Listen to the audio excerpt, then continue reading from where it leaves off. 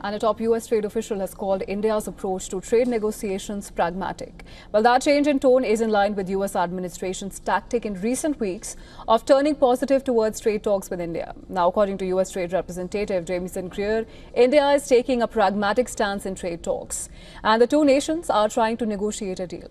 Well, that comes on the back of Greer's meeting with Piyush Goyal, India's Minister of Commerce and Industry, in New York on September 22nd.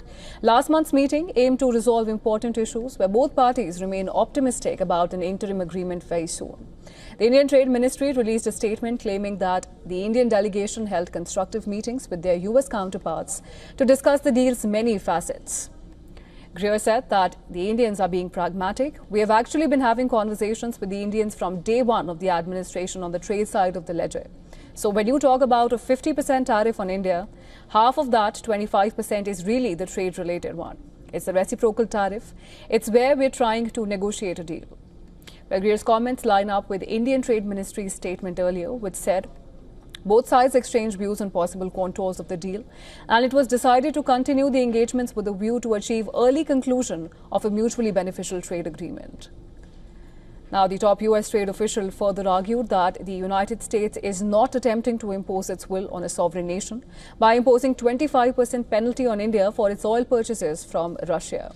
Now, this comes after Russian president criticized the US for trying to dictate its will on India.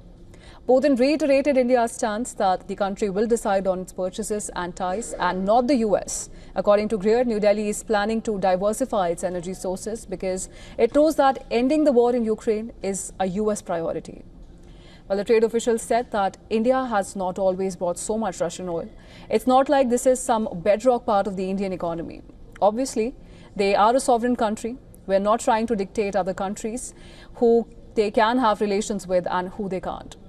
Greer, referring to his views on India, said that I think they get it. I can already see them starting to diversify. Now, he also highlighted that India is not alone in buying Russian oil. Greer said that Trump administration has asked the Europeans and the Chinese to halt their Russian energy purchase.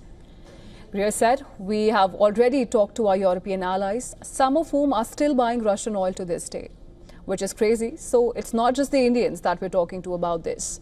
And we talked to the Chinese about it too. And we just need to end this war.